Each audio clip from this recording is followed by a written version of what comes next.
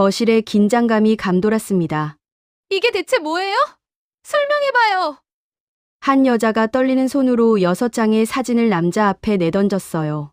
사진 속에는 6명의 낯선 여인들이 있었습니다. 그리고 그들 옆에는 아이들이 서 있었어요. 모두 그 남자를 닮은 얼굴이었습니다. 남자는 입술을 떨며 아무 말도 하지 못했어요. 그의 얼굴은 새하얗게 질려 있었습니다. 당신, 나한테 뭘 숨긴 거예요? 여자의 목소리가 떨렸습니다. 하지만 진짜 충격은 그 다음에 시작되었어요. 대체 이 평범한 가정에 무슨 일이 있었던 걸까요? 이 놀라운 반전의 이야기가 궁금하시다면 잠시만 구독 버튼을 눌러주세요. 평범해 보이는 사람들의 숨겨진 진실을 매일 전해드립니다. 구독과 좋아요는 아주 큰 힘이 됩니다. 그럼 이제 석 달 전으로 시간을 되돌려 보겠습니다. 챕터 1 평범한 일상. 강민호는 누가 봐도 평범한 40대 회사원이었습니다. 중소기업에서 15년째 근무 중이었어요. 승진도 못하고 존재감도 없는 그런 직원이었죠. 아침마다 똑같은 시간에 일어나 출근 준비를 했습니다. 아내 박지연이 차려준 밥을 먹고 아이들에게 학교 잘 다녀오라고 말했어요. 그리고 지하철을 타고 출근했습니다. 회사에서도 마찬가지였어요. 조용히 자기 자리에 앉아 일만 했습니다. 점심시간에도 혼자 먹고 회식 자리에서도 말이 없었죠. 동료들은 그를 투명인간이라고 부르기도 했습니다. 퇴근 후에는 곧장 집으로 돌아왔어요. 아내와 함께 저녁을 먹고 텔레비전을 보다가 잠들었습니다. 주말에는 아내 심부름을 하거나 아이들 학원 데려다 주기가 전부였어요. 그렇게 15년을 살아왔습니다. 특별할 것 하나 없는 삶이었죠. 그런데 어느 날이었습니다. 회사에서 긴급 공지가 내려왔어요. 해외 협력업체 점검을 위해 누군가 출장을 가야 한다는 내용이었습니다. 장소는 아프리카 케냐였어요. 아무도 가려고 하지 않았습니다. 너무 멀고 위험하다는 이유였죠. 부장은 난처한 표정을 지었습니다. 그때였습니다. 민호가 조용히 손을 들었어요. 제가 가겠습니다. 사무실이 순식간에 조용해졌습니다. 모두가 민호를 쳐다봤어요. 15년 동안 한 번도 적극적인 모습을 보인 적 없던 사람이었거든요. 강 대리. 정말? 부장이 되물었습니다. 민호는 고개를 끄덕였어요. 네, 가겠습니다. 동료들은 수군거리기 시작했습니다. 왜 갑자기? 무슨 일 있나? 하지만 민호는 아무 설명도 하지 않았어요. 그날 저녁 집에 돌아온 민호는 아내에게 말했습니다. 여보, 나 다음 주부터 출장 가야 할 것 같아. 지연은 설거지하던 손을 멈췄어요. 출장. 어디로? 아프리카. 케냐. 뭐? 아프리카? 지연의 목소리가 높아졌습니다. 민호는 태연하게 대답했어요. 회사 일이야. 한 석 달 정도 걸릴 거야. 지연은 뭔가 이상하다고 느꼈습니다. 남편은 15년 동안 한 번도 해외 출장을 가본 적이 없었거든요. 게다가 왜 하필 위험한 아프리카를 자원했을까요? 하지만 민호는 더 이상 아무 말도 하지 않았습니다. 그저 방으로 들어가 짐을 싸기 시작했어요. 그날 밤, 지연은 잠을 이루지 못했습니다. 뭔가 잘못되고 있다는 느낌이 들었거든요. 하지만 그녀는 아직 몰랐습니다. 이것이 모든 것의 시작이라는 것을요. 챕터 2 이상한 징조들. 출발까지 일주일이 남았습니다. 민호는 이상하게 행동하기 시작했어요.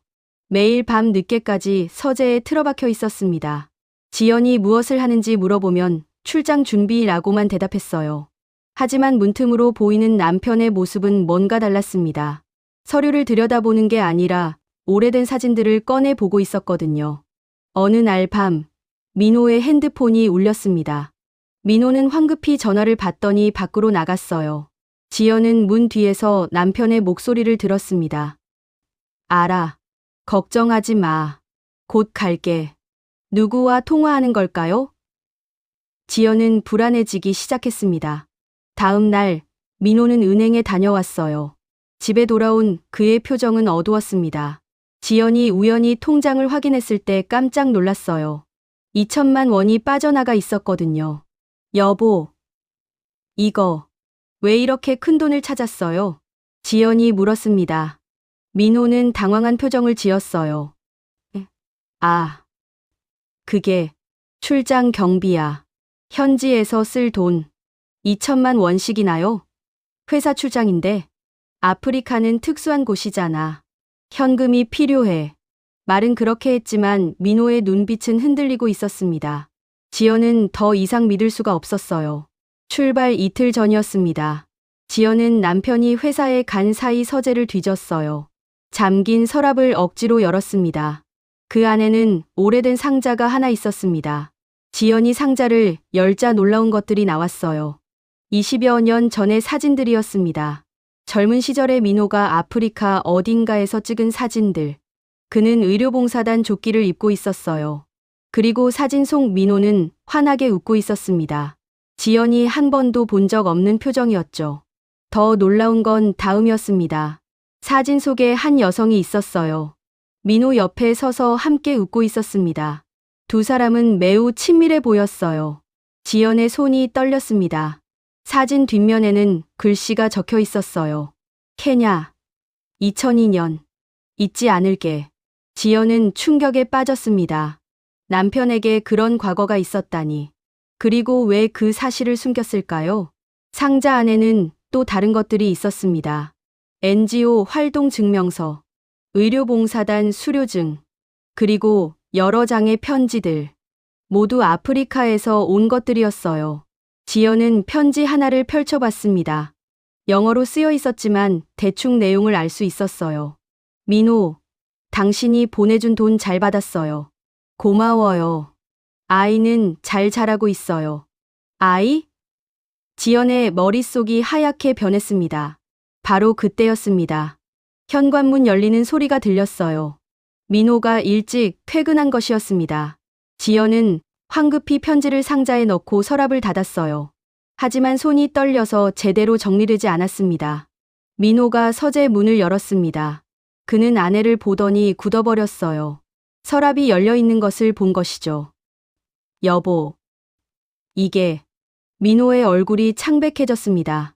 지연은 떨리는 목소리로 물었어요. 당신, 나한테 숨긴 게 뭐예요?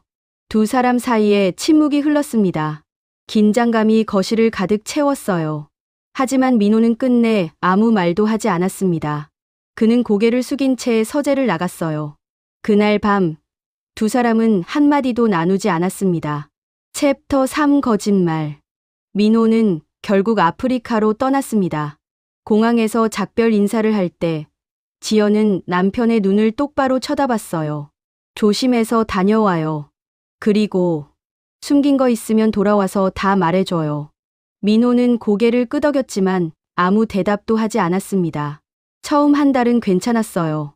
민호는 매일 저녁 전화를 했습니다. 잘 지내? 일은 잘 되고 있어. 짧은 대화였지만 지연은 안심했어요. 하지만 한 달이 지나자 연락이 뜸해지기 시작했습니다. 이틀에 한 번, 그러다 일주일에 한 번. 전화는 점점 짧아졌고 미호의 목소리는 지쳐 있었어요. 여보, 괜찮아요? 목소리가 안 좋은데. 응, 일이 좀 힘들어. 미안해.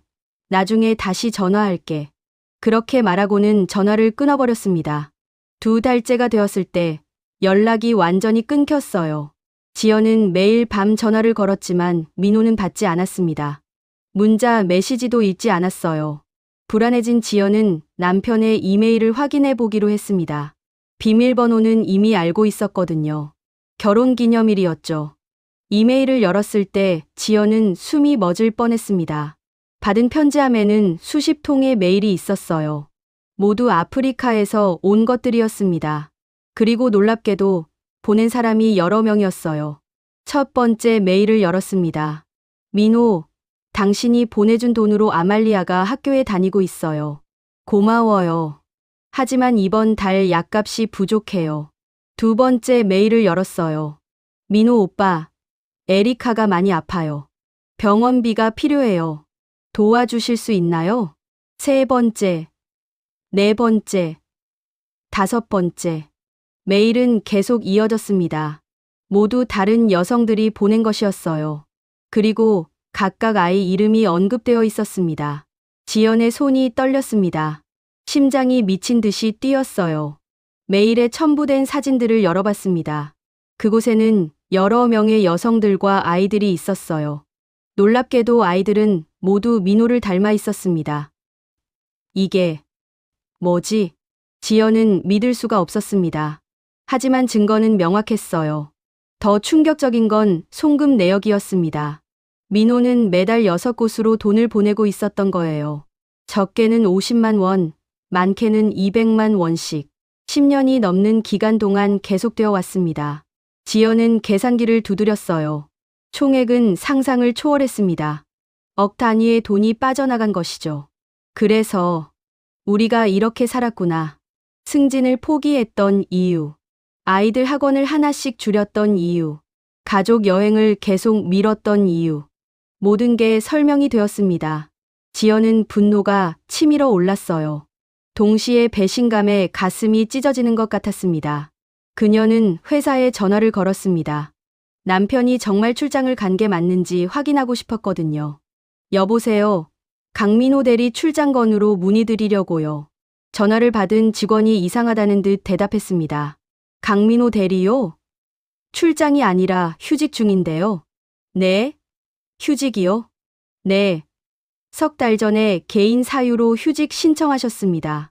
지연은 전화기를 떨어뜨릴 뻔했어요. 출장이 아니었습니다. 처음부터 거짓말이었던 거예요.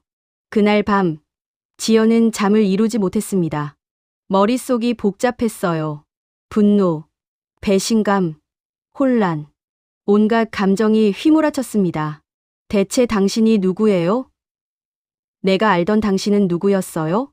지연은 텅 빈 침대를 보며 울었습니다. 하지만 눈물로는 이 혼란을 해결할 수 없었어요. 그녀는 결심했습니다. 남편이 돌아오는 날 모든 것을 밝혀내겠다고. 더 이상 속지 않겠다고. 그리고 일주일 후 민호가 돌아온다는 연락이 왔습니다. 챕터 4 폭탄 선언. 민호가 돌아오는 날이었습니다. 지연은 공항에 나가지 않았어요. 대신 집에서 기다렸습니다. 거실 탁자 위에는 인쇄한 이메일들이 수북이 쌓여 있었어요. 송금 내역도 정리해뒀습니다. 그리고 사진들. 여러 명의 여성과 아이들이 찍힌 사진들이었죠. 현관문이 열렸습니다. 민호가 들어왔어요. 그는 여행 가방을 끌고 거실로 들어서다가 멈칫했습니다. 탁자 위의 서류들을 본 것이죠. 여보. 민호의 얼굴이 순식간에 창백해졌습니다. 지연은 차갑게 말했어요. 앉으세요. 민호는 천천히 소파에 앉았습니다. 손이 떨리고 있었어요. 지연이 사진들을 하나씩 그 앞에 내려놓기 시작했습니다. 첫 번째 사진.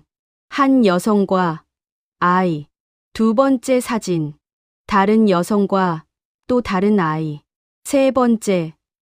네 번째. 다섯 번째. 여섯 번째 사진까지 놓였을 때 민호는 고개를 떨구었습니다. 설명해봐요. 이게 뭐예요? 지연의 목소리가 떨렸습니다. 민호는 입술을 깨물며 침묵했어요. 말해요. 이 여자들이 누구예요? 이 아이들은 또 뭐고? 미안해. 민호가 간신히 입을 열었습니다. 미안하다고? 미안하다는 말로 끝낼 일이에요. 지연이 소리쳤습니다. 그녀는 송금 내역을 민호 앞에 던졌어요. 10년 넘게 이 사람들한테 돈을 보냈더군요. 매달 한 번도 빠짐없이. 우리 아이들 학원비 아낀다고 할 때 당신은 이 사람들한테 돈을 보내고 있었어요. 민호는 아무 말도 하지 못했습니다. 지연이 사진을 하나하나 들어 올렸어요. 이 아이들 다 당신 닮았던데요? 특히 이 아이. 우리 큰애랑 똑같아요. 민호의 어깨가 떨렸습니다. 대답해요. 이 아이들이 당신 자식이에요. 아니에요? 긴 침묵이 흘렀습니다. 그리고 민호가 고개를 끄덕였어요. 그래. 지연은 비명을 지를 뻔했습니다. 몇 명이에요?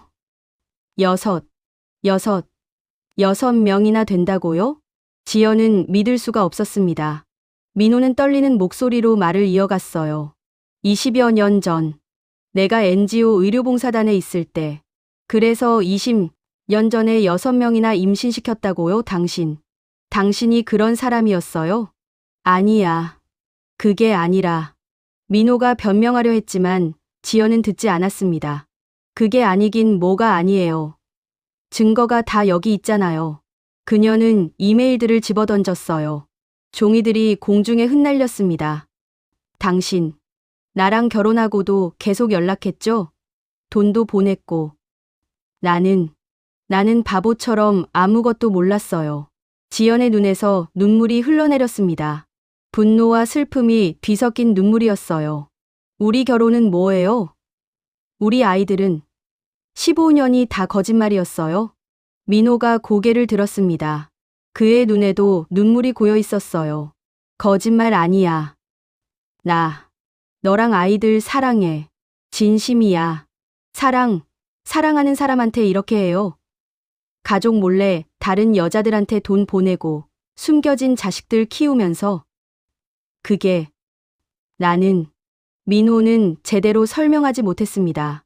지연은 가방을 집어들었어요. 나 못 봐요. 당신 얼굴. 나가 있을게요. 여보.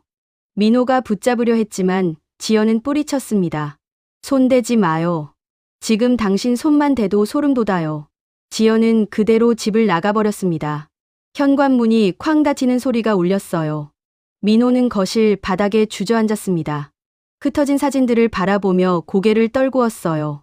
그의 눈에서 눈물이 떨어졌습니다. 미안해. 정말 미안해. 하지만 그 미안함이 무슨 소용이 있을까요? 20년간 숨겨온 비밀이 폭탄처럼 터져버린 지금 모든 것이 무너지고 있었습니다.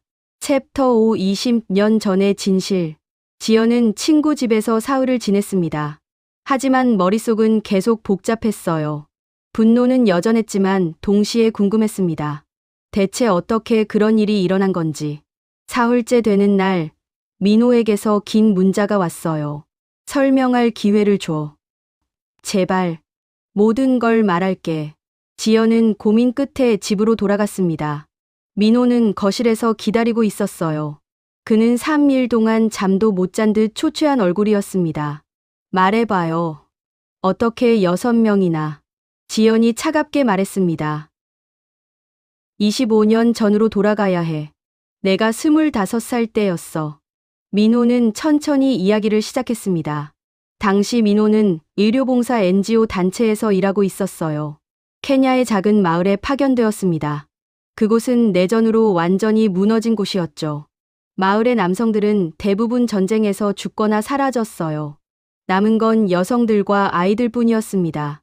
그들은 먹을 것도, 약도, 보호받을 방법도 없었어요. 민호는 그곳에서 5년을 보냈습니다. 의료 지원을 하면서 마을 사람들을 도왔어요. 첫 번째 여성은 아말리아였습니다. 그녀는 26살이었고 전쟁에서 남편을 잃었어요. 혼자 어린 딸을 키우고 있었죠. 하지만 질병에 걸렸고 죽어가고 있었습니다. 제발 살려주세요. 내 딸을 위해서라도. 아말리아는 민호에게 매달렸어요. 민호는 그녀를 치료했습니다. 그 과정에서 두 사람은 가까워졌어요. 외로움과 두려움 속에서 서로에게 의지했습니다. 그리고 아말리아가 임신했습니다. 민호는 책임져야 한다고 생각했어요. 하지만 비자 문제로 한국에 돌아가야 하는 상황이었습니다. 그는 약속했어요. 돈을 보낼게. 꼭 돌아올게. 하지만 한국에 돌아온 민호는 다시 아프리카로 갈 수 없었습니다. 대신 매달 돈을 송금하기 시작했어요. 1년 후, 민호는 다시 아프리카로 갔습니다. 다른 지역이었지만 상황은 똑같았어요. 내전, 죽음, 절망. 그곳에서 두 번째 여성을 만났습니다. 에리카였어요. 그녀는 강간 피해자였고 마을에서 쫓겨난 상태였습니다. 아무도 그녀를 돕지 않았어요. 민호는 그녀를 외면할 수 없었습니다. 그리고 또다시 관계가 생겼어요. 에리카도 임신했습니다. 그 후 3년 동안 비슷한 일이 4번 더 일어났어요. 내전으로 고아가 된 젊은 여성, 병으로 죽어가던 미망인, 가족을 잃고 혼자 남은 여성. 그들은 모두 생존을 위해 민호에게 도움을 요청했습니다. 민호는 거절할 수 없었어요. 그들의 절박함을 외면할 수 없었습니다. 나는 그냥 도와주고 싶었어. 하지만 매번 관계가 생겼고 임신이 되었어. 나는 그들을 버릴 수가 없었어. 민호의 목소리가 떨렸습니다. 그래서 한국에 돌아온 후에도 계속 책임졌어. 매달 돈을 보냈어. 아이들이 학교에 다닐 수 있게, 밥을 먹을 수 있게, 병원에 갈 수 있게. 지연은 말없이 듣고 있었습니다. 분노는 여전했지만 이야기는 생각보다 복잡했어요. 그럼 그 여자들이랑은 사랑한 거예요? 아니, 사랑은 아니었어. 그들도 마찬가지였어. 우리는 서로 생존을 위해 선택한 거야. 그들은 보호가 필요했고 나는 도울 수 있었어. 그래서 나랑 결혼하고도 계속 숨긴 거예요? 말할 수가 없었어. 어떻게 말해? 내가 아프리카에 6명의 자식이 있다고? 당신이 이해해 줄 것 같아? 지연은 고개를 저었습니다. 이해 못해요. 지금도. 민호는 고개를 숙였어요. 알아. 용서받을 수 없다는 거 알아. 하지만 나는 그 아이들을 버릴 수 없어. 그게 내 책임이야. 거실에 침묵이 흘렀습니다. 지연은 머릿속이 복잡했어요. 이건 단순한 불륜이 아니었습니다. 전쟁, 생존, 책임. 모든 게 뒤섞여 있었어요. 하지만 그래도 배신은 배신이었습니다. 챕터 6 20년의 무게. 지연은 며칠 동안 아무 말도 하지 않았습니다. 같은 집에 있지만 서로를 피했어요. 아이들 앞에서는 태연한 척했지만 둘 다 지쳐가고 있었습니다. 일주일이 지난 어느 날, 지연은 민호의 서재로 들어갔어요. 그녀는 결심했습니다. 모든 것을 직접 확인하겠다고. 서랍을 열었습니다. 거기에는 두툼한 파일이 있었어요. 20년치 송금 내역이었습니다. 지연은 하나하나 들여다봤어요. 매달 빠짐없이 6곳으로 돈이 나갔습니다. 적게는 40만 원, 많게는 200만 원씩. 이게 다 우리 돈이었는데. 지연의 손이 떨렸습니다. 하지만 계속 넘겼어요. 송금 명목이 적혀 있었습니다. 생활비, 학비, 병원비, 약값. 구체적이었어요. 거짓이 아니라는 증거였습니다. 그리고 사진들이 있었습니다. 6명의 아이들이 자라나는 모습이었어요. 아기였던 아이들이 점점 커져서 학교에 다니고 책을 읽고 웃고 있었습니다. 사진 뒷면에는 메모가 적혀 있었어요. 아말리아의 딸, 10살. 학교에서 1등 했다고. 선생님이 되고 싶대. 에리카의 아들, 8살. 축구를 좋아한다고. 건강하게 잘 자라고 있어. 민호의 글씨였습니다. 지연은 가슴이 무너지는 것 같았어요. 당신, 진짜 책임진 거네요. 그녀는 민호를 불렀습니다.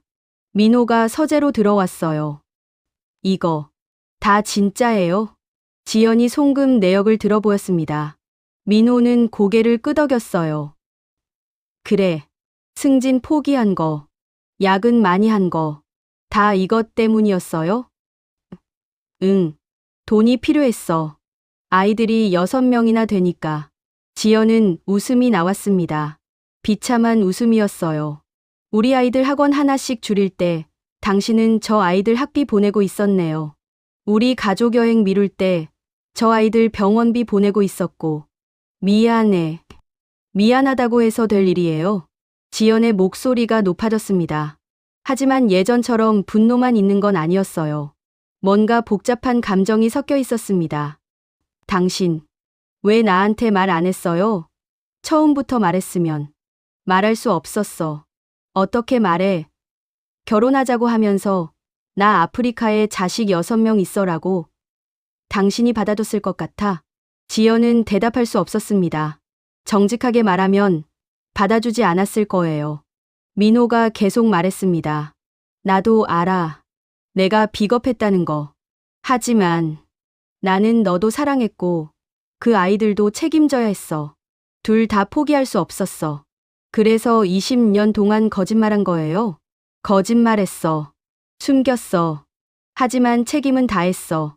한 번도 돈을 안 보낸 적 없어.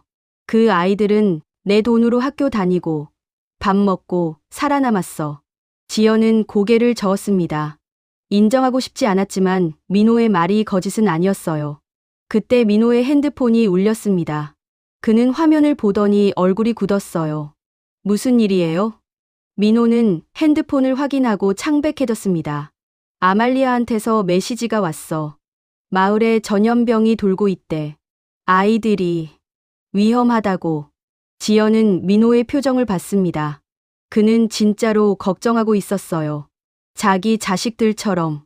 그래서 이번에 아프리카 간 거예요? 응. 돈을 직접 가져다 주고 의약품도 사다 주려고. 메시지만으로는 상황을 모르니까. 지연은 숨을 크게 들이쉬었습니다. 머릿속이 복잡했어요. 당신, 이제 어떡할 거예요? 계속 책임질 거예요? 민호는 지연을 똑바로 쳐다봤습니다. 그래야 해. 내가 만든 생명들이야. 버릴 수 없어. 나는요? 우리 가족은? 너도 소중해.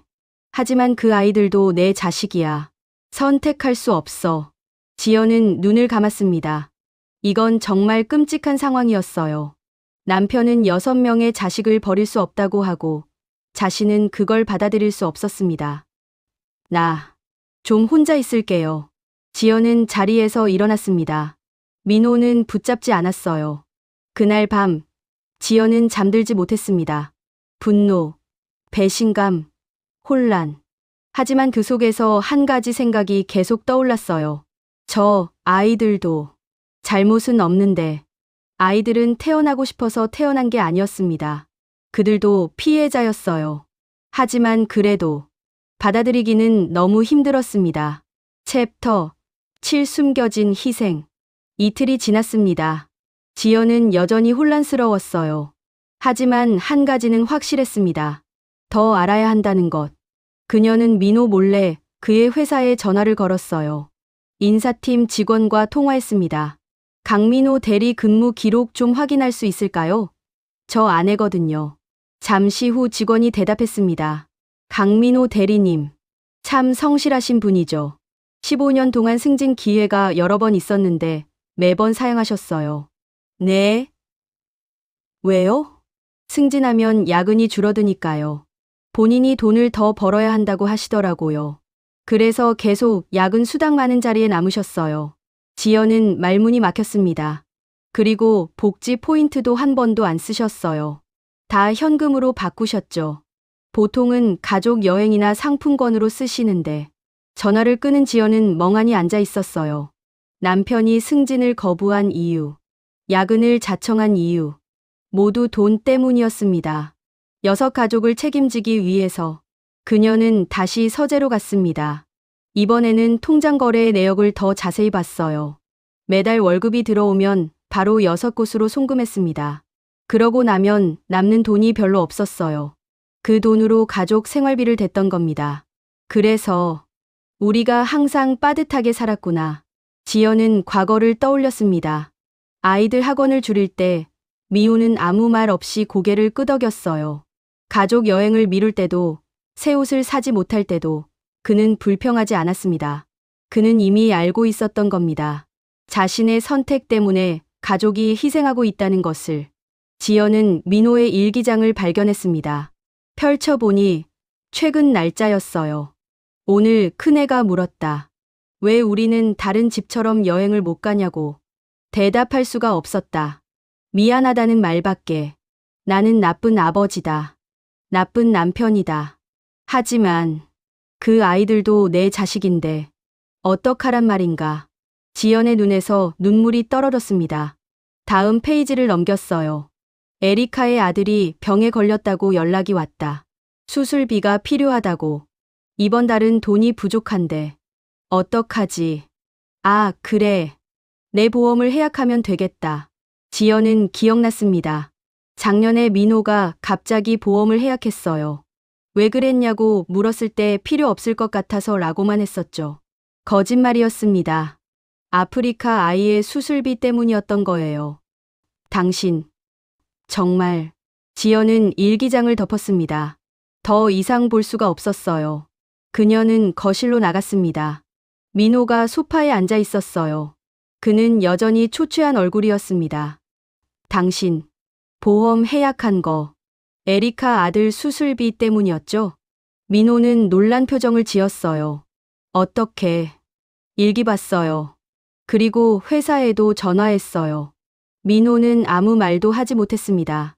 승진 거부한 것도, 야근 자청한 것도 다 그 아이들 때문이었네요.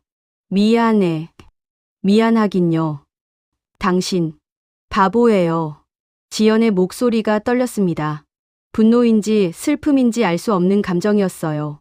20년 동안 혼자 다 짊어지고 살았어요. 나한테 말도 안 하고 말할 수 없었어. 당신한테 짐 지울 수 없었어. 그래서 당신 혼자 짐 진 거예요? 바보처럼? 지연이 소리쳤습니다. 그리고 울기 시작했어요. 나는 당신이 그렇게 힘들었는지도 몰랐어요. 당신이 그렇게 책임감 때문에 혼자 버티고 있었는지. 민호도 눈물을 흘렸습니다. 미안해. 정말 미안해. 두 사람은 한참 동안 울었습니다. 20년간 쌓인 비밀의 무게가 그제야 풀어지는 것 같았어요. 한참 후 지연이 말했습니다. 나 생각 좀 할 시간이 필요해요. 이건 너무 복잡해요. 민호는 고개를 끄덕였습니다. 알아. 기다릴게. 지연은 방으로 들어갔어요. 그녀의 머릿속은 여전히 혼란스러웠습니다. 하지만 한 가지는 확실해졌어요. 남편은 나쁜 사람이 아니었습니다. 다만 너무 많은 것을 책임지려 했던 사람이었어요. 그리고 그 책임 때문에 모두가 상처받고 있었습니다. 챕터 8 불완전한 이해. 일주일이 지났습니다. 지연은 결심했어요. 직접 확인하기로. 그녀는 민호 몰래 아프리카행 비행기표를 끊었습니다. 아말리아가 사는 마을 주소를 찾아냈어요. 민호의 이메일에 다 있었거든요. 이틀간의 긴 비행 끝에 케냐에 도착했습니다. 그곳에서 다시 버스를 타고 6시간을 달렸어요. 마을은 상상보다 훨씬 낙후되어 있었습니다. 먼지 날리는 길을 걸어가는데 아이들이 뛰어놀고 있었어요. 지연은 그중 한 아이에게 다가갔습니다. 아말리아 아는 아이 있니? 아이가 한 집을 가리켰습니다. 지연은 천천히 그곳으로 걸어갔어요. 문을 두드렸습니다. 한 여성이 나왔어요. 40대 초반쯤 보이는 여성이었습니다. 아말리아였어요. 누구세요? 아말리아가 영어로 물었습니다. 지연은 준비한 말을 꺼냈어요. 저는 민호의 아내예요. 아말리아의 얼굴이 굳었습니다. 그녀는 잠시 망설이다 문을 열어줬어요. 좁은 집 안으로 들어갔습니다. 낡은 가구들, 하지만 깨끗하게 정돈되어 있었어요. 벽에는 아이들 사진이 붙어 있었습니다. 차 드릴까요? 아말리아가 조심스럽게 물었습니다. 지연은 고개를 저었어요. 괜찮아요. 그냥 궁금해서 왔어요. 직접 보고 싶었어요. 아말리아는 천천히 앉았습니다. 화나셨죠? 당연하죠. 지연이 솔직하게 대답했습니다. 아말리아는 고개를 숙였어요. 미안해요. 하지만 저희는 선택의 여지가 없었어요. 무슨 말이에요? 아말리아가 창밖을 가리켰습니다. 이 마을 보셨죠? 전쟁이 끝나고 남은 건 여자와 아이들 뿐이에요. 남자들은 다 죽었어요. 남편도, 아버지도, 오빠도. 그녀의 목소리가 떨렸습니다. 우리는 먹을 게 없었어요. 약도, 보호도 없었어요. 그때 민호가 왔어요. NGO 의료팀으로. 아말리아는 계속 말했어요. 그는 우리를 도와줬어요. 약을 주고 치료해줬어요. 그리고 우리는 부탁했어요. 아이를 갖게 해달라고. 뭐라고요? 지연이 놀라 물었습니다. 여기서는 아이가 없으면 살 수 없어요. 아이가 있어야 정부 지원을 받고 마을에서 인정받아요. 그래서 우리가 먼저 부탁했어요. 지연은 믿을 수가 없었습니다. 민호는 거절했어요. 처음엔. 하지만 우리가 계속 부탁했어요. 생존이 걸린 문제였으니까. 아말리아가 지연을 똑바로 쳐다봤습니다. 우리는 그를 사랑한 게 아니에요. 그도 우리를 사랑하지 않았어요. 하지만 그는 책임졌어요. 20년 동안 한 번도 빠뜨리지 않고 돈을 보냈어요. 그 돈으로 우리 아이들은 학교에 다녔어요. 살아남았어요. 지연의 눈에서 눈물이 흘렀습니다. 바로 그때 문이 열렸어요. 15살쯤 보이는 소녀가 들어왔습니다. 민호를 닮은 얼굴이었어요. 엄마, 누구세요? 소녀가 물었습니다. 아말리아가 대답했어요. 민호 아저씨 가족이야. 소녀의 눈이 반짝였습니다. 민호 아저씨요. 우리 아버지 같은 분. 그분 덕분에 제가 학교 다녀요. 선생님이 되고 싶어요. 지연은 아무 말도 할 수 없었습니다. 소녀의 눈빛은 너무나 순수했어요. 한국으로 돌아온 지연은 민호를 불렀습니다. 당신, 그 여자들이 먼저 부탁했다면서요? 왜 말 안 했어요? 민호는 고개를 저었어요. 변명처럼 들릴까봐. 어쨌든 내가 한 일이니까. 지연은 한참 동안 침묵했습니다. 그리고 입을 열었어요. 나도 비밀이 있어요. 민호가 놀란 표정을 지었습니다. 결혼하기 전에 아이를 낳았어요. 입양 보냈어요. 당신한테 말 못했어요. 이번엔 민호가 충격을 받았습니다. 왜? 당신이 받아줄 것 같지 않아서. 겁이 났어요. 지연이 눈물을 흘렸습니다. 우리 비슷하네요. 둘 다 비겁했어요. 둘 다 숨겼어요. 두 사람은 서로를 바라봤습니다. 오랜 침묵 끝에 지연이 말했어요. 용서는 당장은 못해요. 20년을 속았는데 어떻게 쉽게 용서해요. 하지만 이해는 해요. 고마워. 고맙긴요. 나도 당신한테 숨긴 게 있었으니까. 우리 둘 다 완벽하지 않았어요. 지연은 한숨을 쉬었습니다. 그 아이들. 돕는 건 계속해요. 죄 없는 아이들이니까. 하지만 우리 가족도 챙겨요. 약속해요. 민호는 눈물을 흘리며 고개를 끄덕였습니다. 약속할게. 고마워. 정말. 지연은 고개를 돌렸어요. 완전한 용서는 아니었습니다. 하지만 이해하려는 첫걸음이었어요. 1년 후, 지연은 6 가족의 사진을 냉장고에 붙여놨습니다. 가끔 그 사진을 봤어요. 여전히 복잡한 감정이 들었지만 이제는 미소 지을 수 있었습니다. 완벽한 용서는 아니었습니다. 하지만 그녀는 알았어요. 때로는 용서보다 이해가, 사랑보다 책임이 더 중요한 순간들이 있다는 것을. 그리고 불완전해도 괜찮다는 것을.